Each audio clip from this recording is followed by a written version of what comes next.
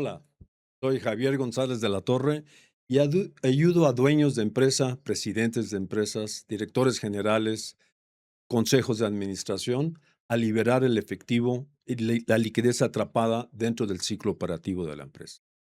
Pero ¿cómo? ¿No es que los tesoreros, el contador o el director de finanzas es responsable del flujo, de la tesorería, de los dineros? Y yo digo, no, es un problema del negocio.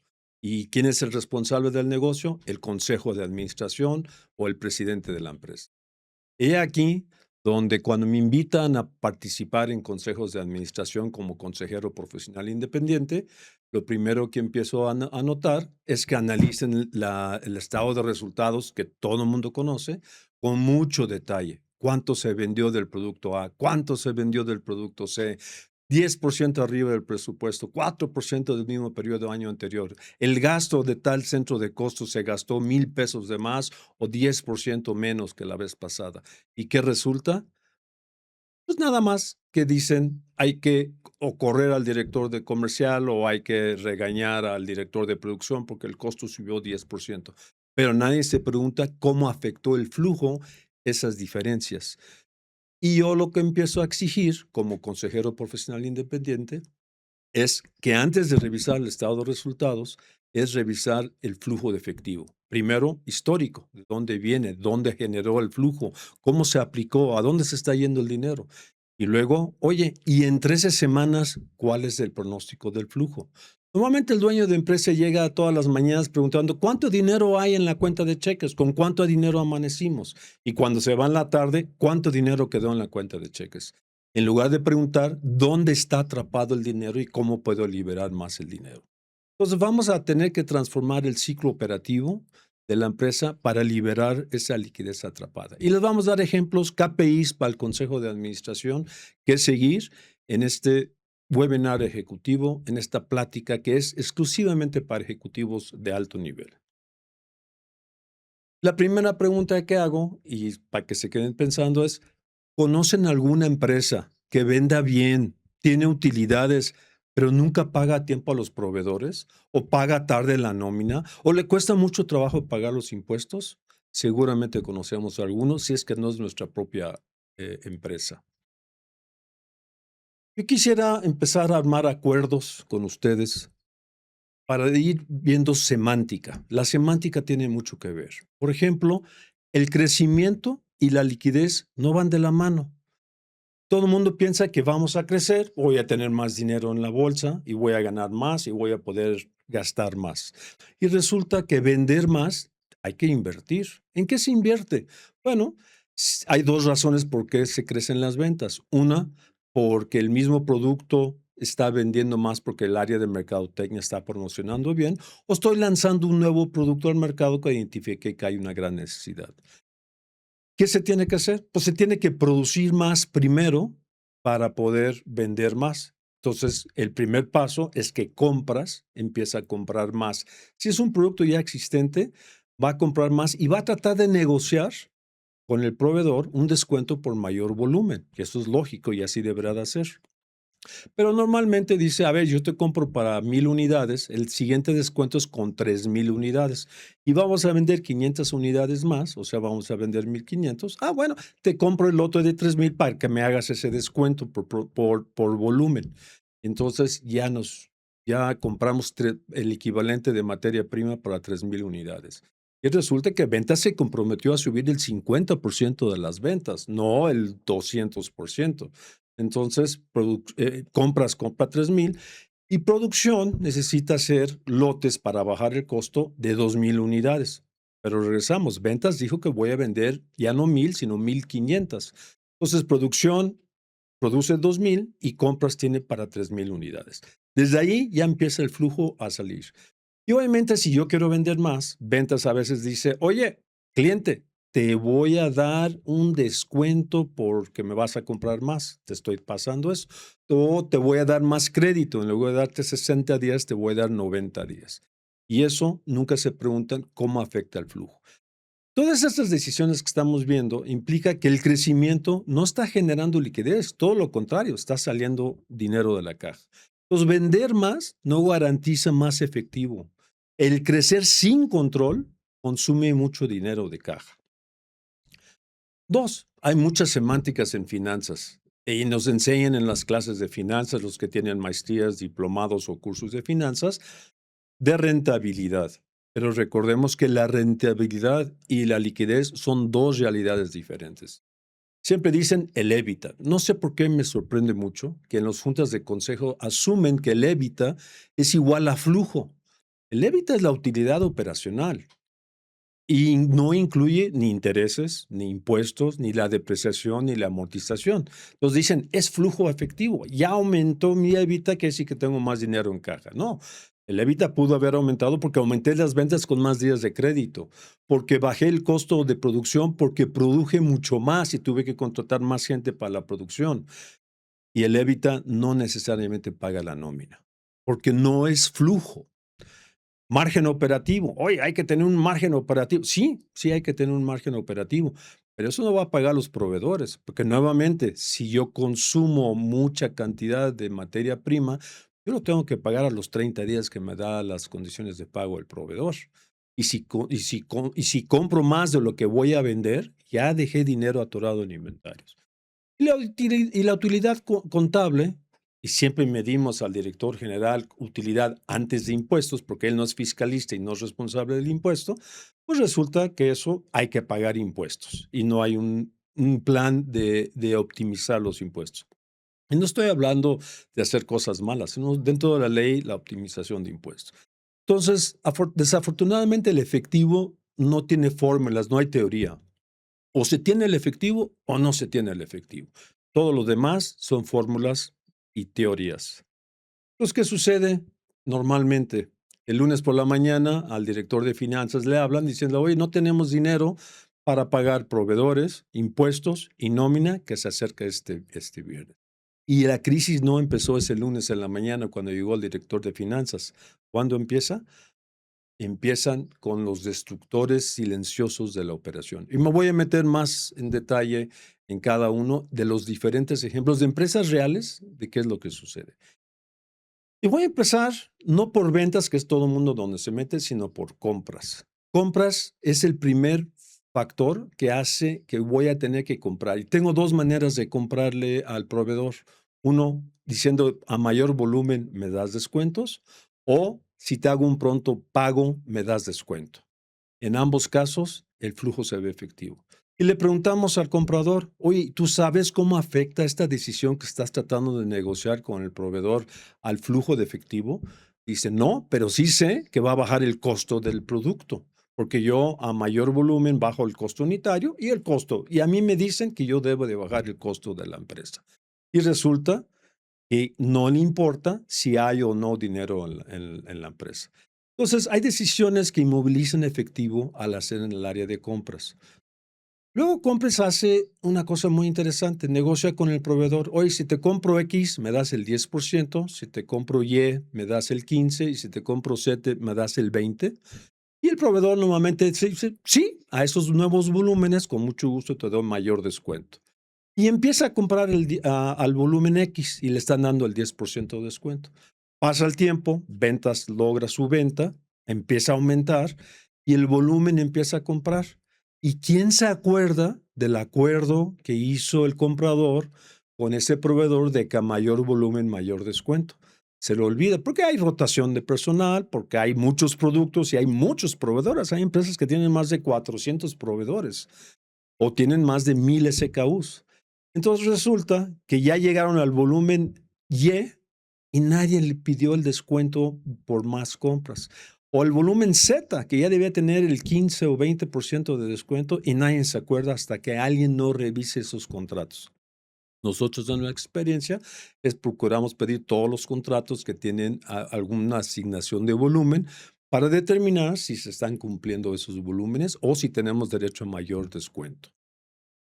En inventarios, ¿qué sucede? Pues bueno, obviamente al comprar mucho, pues genera más inventarios. ¿Qué pasa con los inventarios? Pues si compro mucho, necesito más espacio físico para tener y guardar la materia prima.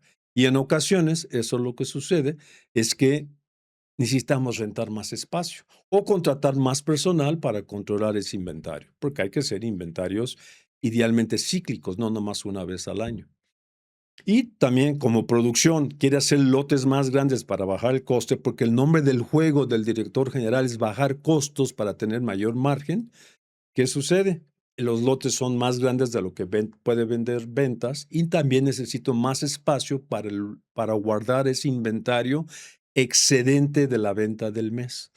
Entonces, con ventas va a vender 1,500, compras hace que la compra el equivalente a 3,000 y producción produce 2,000. No están en sincronía.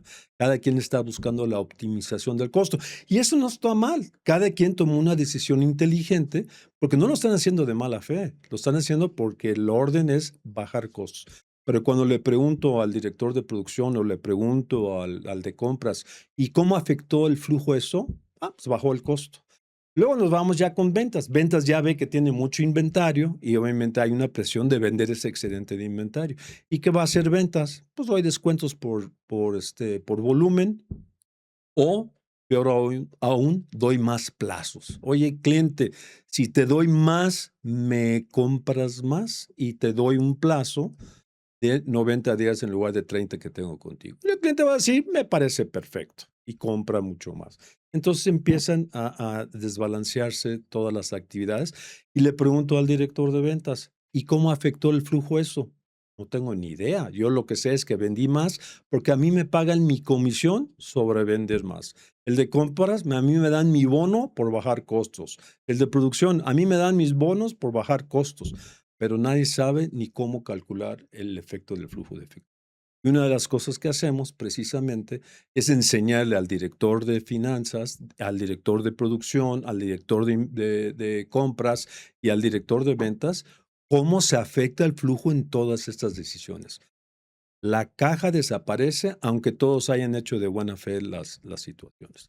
Entonces, el choque estructural es que todo el mundo toma decisiones por silos, esto es, en forma vertical, y la decisión se tiene que tomar en procesos. O sea, el efectivo fluye horizontalmente, no fluye verticalmente. Y el costo por sí no es suficiente. Bajando el costo no nos garantiza el flujo, porque a veces tenemos que pagarle mucho volumen a nuestro proveedor para poder tener esta utilidad o esta reducción de costos. Entonces, finanzas administra las consecuencias de las decisiones operativas que no tomó finanzas y, por lo tanto, no es finanzas es el termómetro. El siguiente acuerdo que quisiera llegar con ustedes, el acuerdo número 3, es que la crisis de liquidez comienza mucho antes de que falte el efectivo.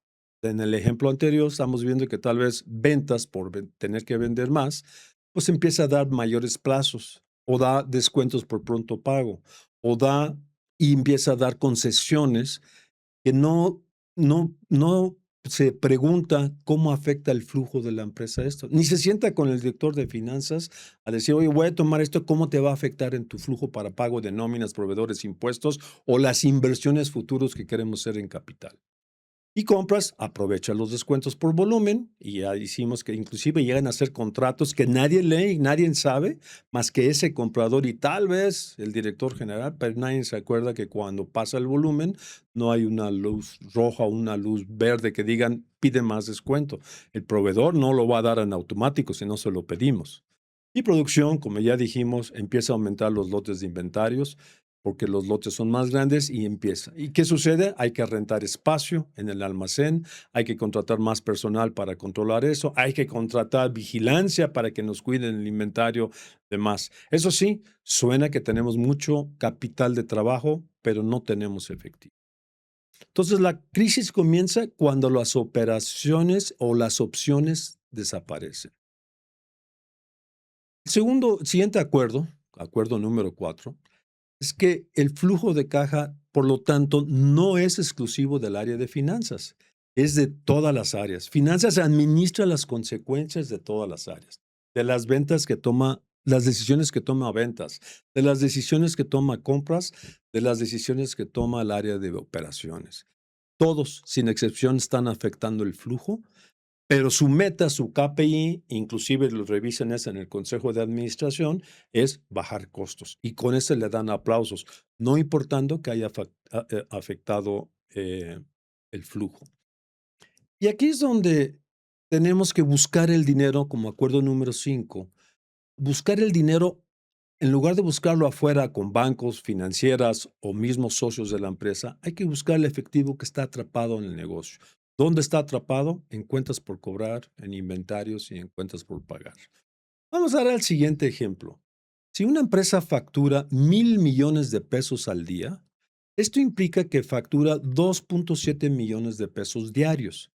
Si doy un día de crédito a todos mis clientes, tengo una cuenta por cobrar de 2.7 millones de pesos con una venta anual de 1,000 millones. Si doy 10 días de crédito, pues tengo 27 millones de pesos de cuentas por cobrar. Y si doy 100 días de crédito o dejo que el cliente me pague en 100 días, porque a veces doy 90 o 60 días, pero no soy muy fuerte en mi cobranza, ya tengo 270 millones de pesos atrapados en cuentas por cobrar de una venta de 1,000 millones de pesos. La cuarta parte de la venta está en cuentas por cobrar. Ok, pero ¿qué más sigue? Pues tenemos inventarios. Y los inventarios podemos tener normalmente 180 días de inventarios. Vamos a calcular que esta es una empresa muy rentable. El costo de la materia prima es del 50% de la venta. Esto es 500 millones de pesos al año de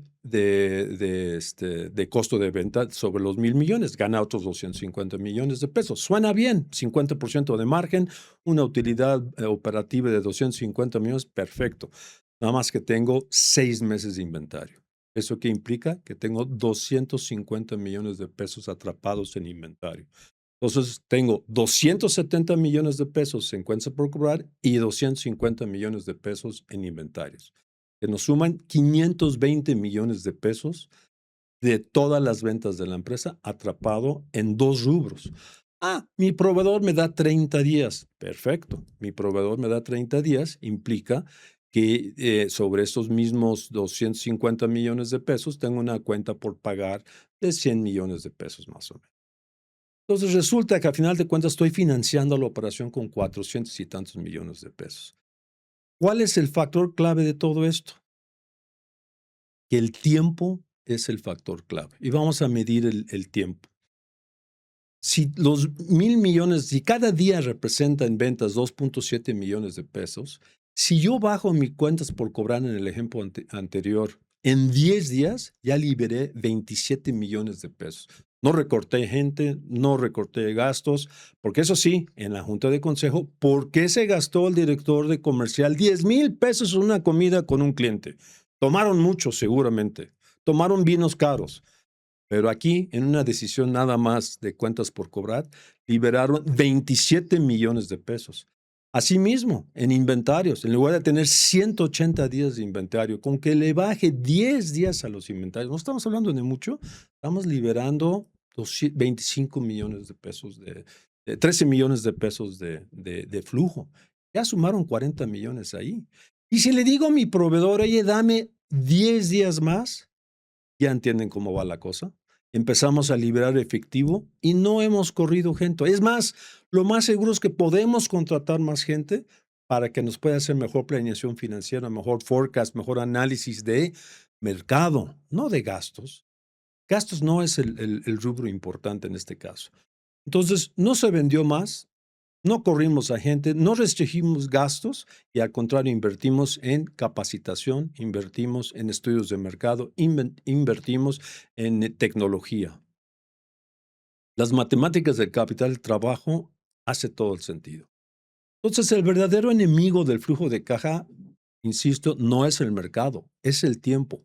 Cada día. Entonces, el KPI que en el consejo se debe revisar no es el estado de resultados media hora o una hora analizándolo. Es decir, oye, ¿por qué las cuentas por cobrar subieron en 10 días?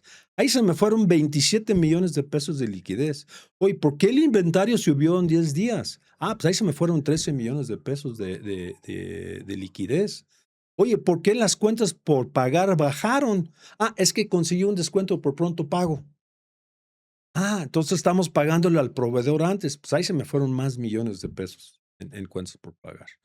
Entonces, el tiempo consume efectivo. Time is money, pero hay que convertirlo en KPIs.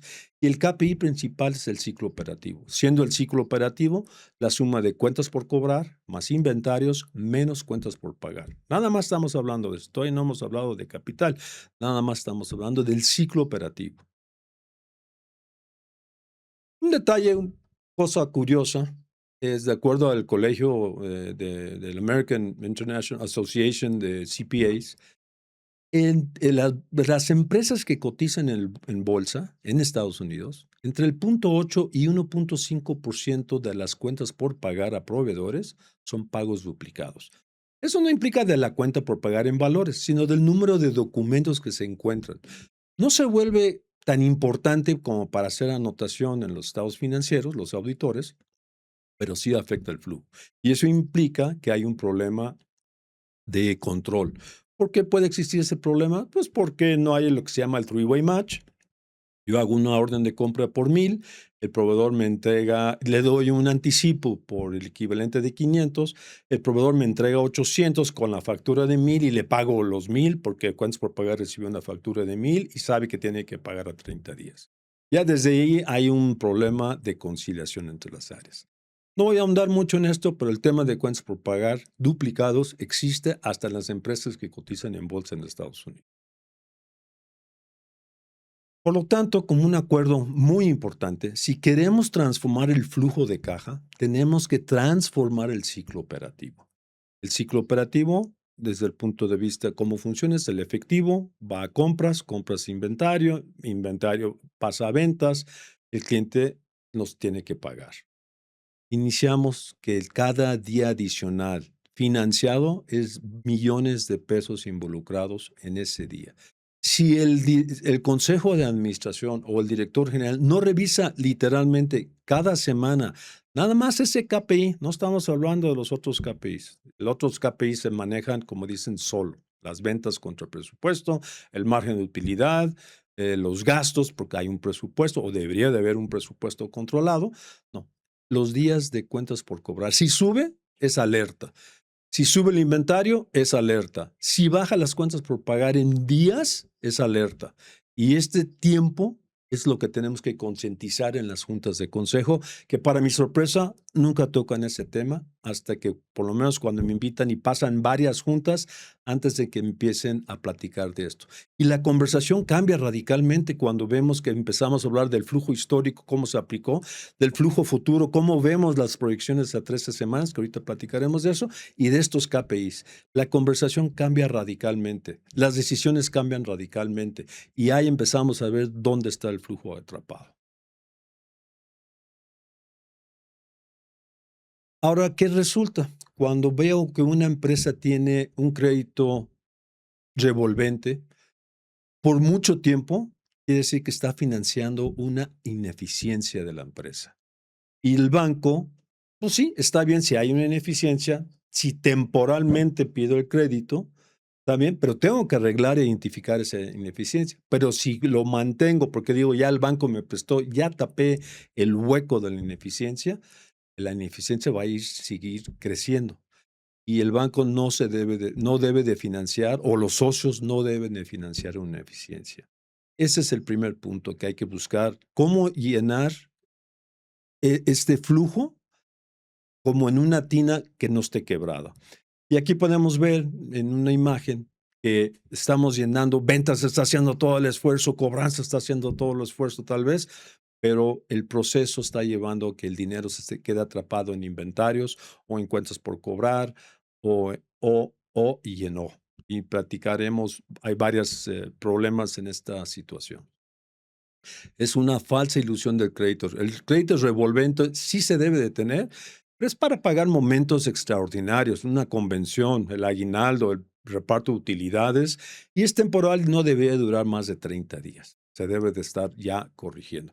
Pero cuando veo que una empresa tiene el crédito revolvente permanentemente, viene al año y casi todos los bancos piden que se liquide al 100% ese crédito revolvente, se tienen que esperar 24 horas para volverlo a pedir. Entonces, ¿qué sucede? Le piden mientras a otro banco para que tapen ese día. No tienen la capacidad de un día sin crédito revolvente.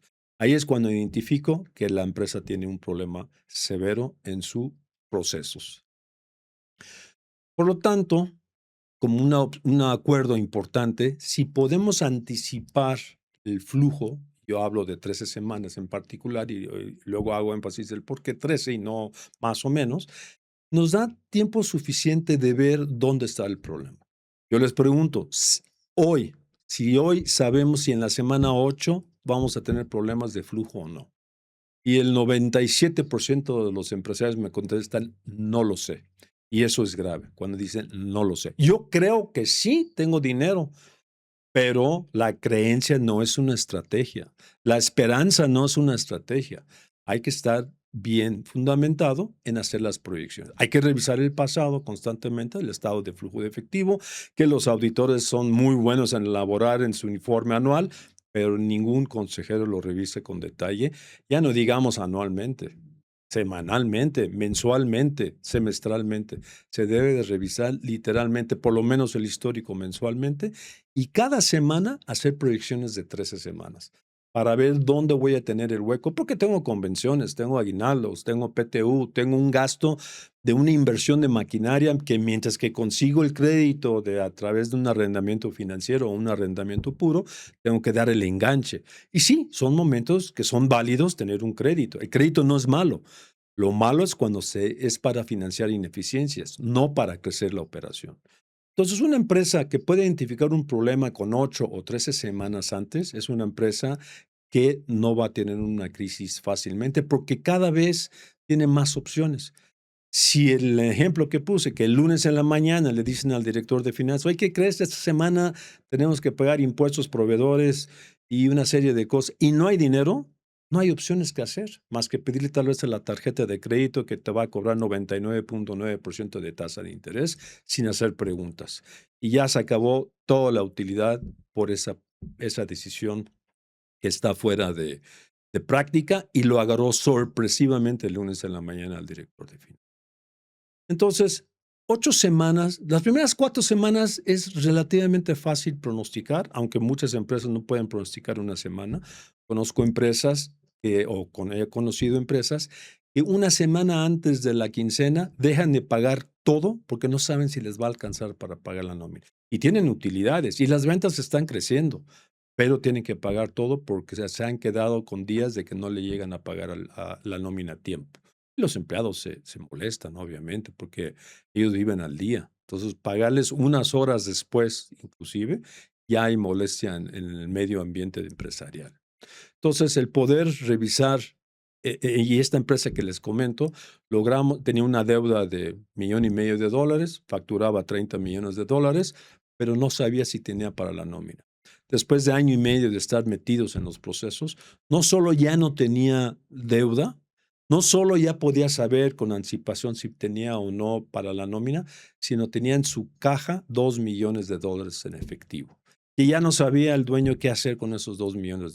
Diga, hay que invertirlos sabiamente, no te los gastas en Europa, pero es su privilegio por ser el dueño.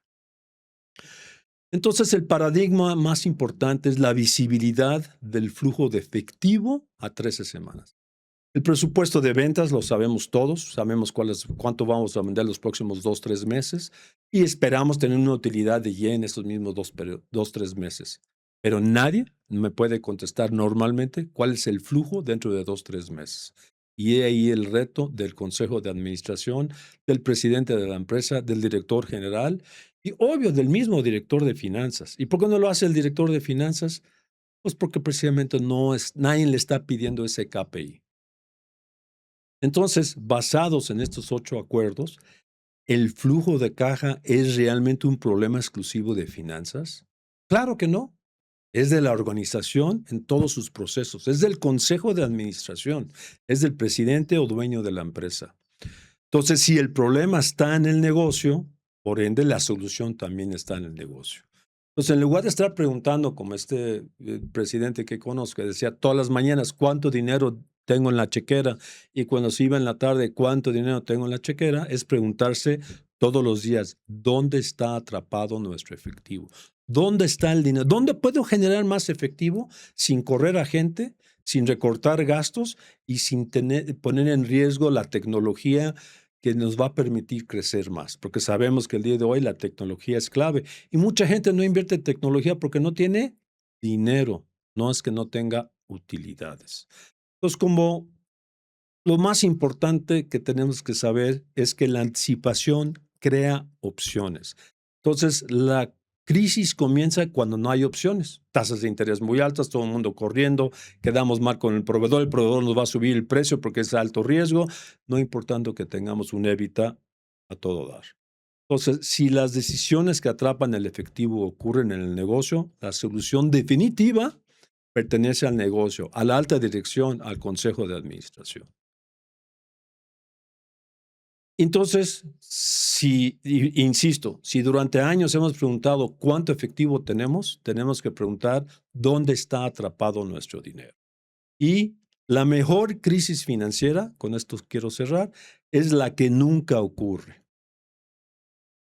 ¿Hay métodos? Me preguntan. Sí, hay un Cash Flow Operating System que manejamos, que lo diseñamos exclusivamente para empresarios de empresas medianas grandes, donde están creciendo, donde tienen buenos márgenes, pero no tienen el efectivo para hacer frente a sus obligaciones en forma oportuna y mucho menos proyectarlas a largo plazo. Solución definitiva de Cash Flow Operating System lo platicaremos en otro video y seguramente les va a interesar mucho entender cómo funciona. Cierro con la frase, la mejor crisis financiera es la que nunca ocurre.